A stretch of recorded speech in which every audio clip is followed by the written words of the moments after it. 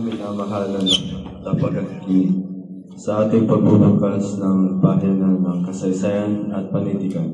Tayo dadalhin sa isang tagapuan na hindi lamang sumasalita sa pisikal na kalagayan ng ating bida, kundi pati na rin sa kailanman ng kanyang puso at isipan. Ngayong araw, ating masasaksihan ang trahedya ng pag-ibig, pagkawala at pagbubuti sa pamamagitan ng salita ni Ferrante. Isang prinsipe na nakagapos hindi lamang sa mga tanikala ng kanyang mga kaaway, kundi pati na rin sa bigat ng kanyang mga dinaranas ng napaghirap. Sa mga susunod na sandali, ating susuriin ang kanyang mga salita, damdamin at pangyayari sa umandong sa kanyang kasulukuyang kalagayan. Ayon na sa unang bahagi ng kanyang salaysay. Sa isang madilim na kagubatan, nakatali si Ferrante sa isang puno. Naramdam niya ang kanyang katupitan ng kapala. Napakasama ng tadhana. Bakit ako isinilang sa mundong puno ng paghihirap? Puro pait at dalamhati na lang ang nararanasan ko. Ang kanyang mga salita ay puno ng pagbighati. Isang daing na isang pusong nawalan ng pag-asa.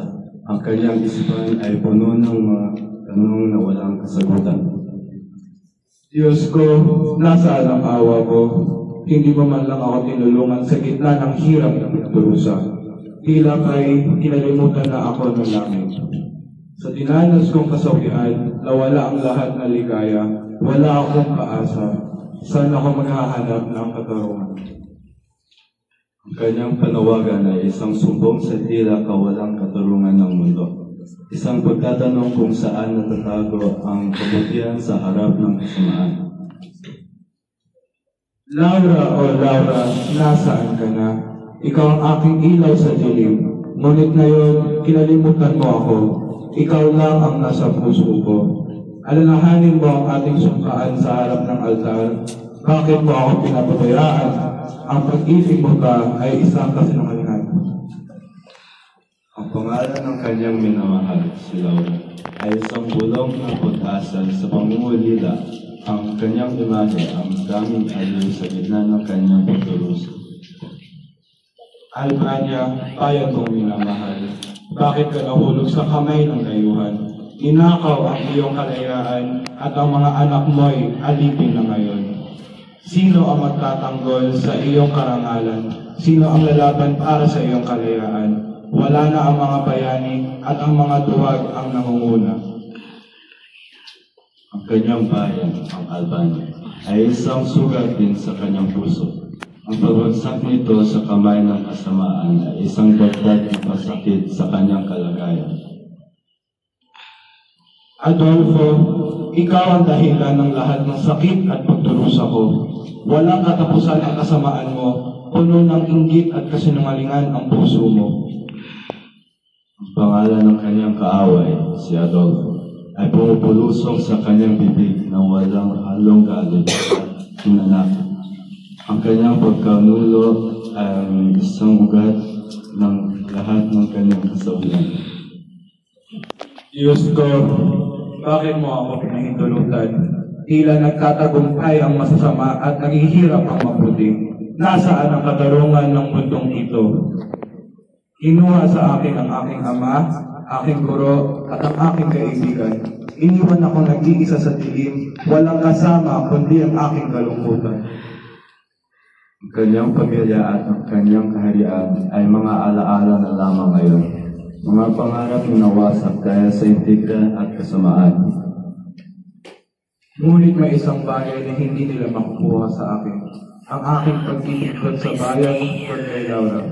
Ito ang nagbibigay sa akin ng lakas at pag-asa.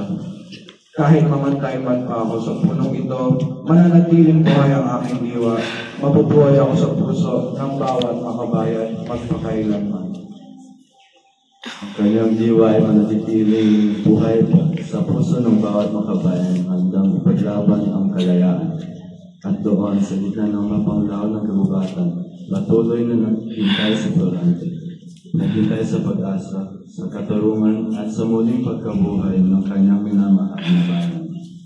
Dito nagtatapos ang ating paglalakbay sa mga unang saknaw ng Florante at Laura, kung saan ating nasasakisihan ang matinding pagdurusa sa pumipigtas ng isang pusong naghahanap ng katarungan at pag-asa sa gitna ng kawalan. Sa pagtatapos ng ating paglalakbay, sa mga unang saknaw na ito, naway ating magpagtanton at punap ang Florante at Laura ay hindi lamang isang kwento ng pag-ibig at pakikipagsapalaran, kundi pati isang refleksyon ating sariling mga paglalakbay sa buhay. Tulad ng Florante, tayo rin ay nakakaranas ng mga sandali ng kadiliman, pagkalito at pag-aalinlangan. Ngunit sa kabilang ng lahat na ito, naway matagpuan din natin ang lakas sa loob na natin upang manindigan sa ating mga paniniwalaan, ipaglaban ang ating mga karapatan, at patuloy na umaasa sa isang mas magandang bukas. At sa bawat pagtatapos ng isang kabanata, tandaan na natin mayroon laging bagong simula ang naghihintay sa atin.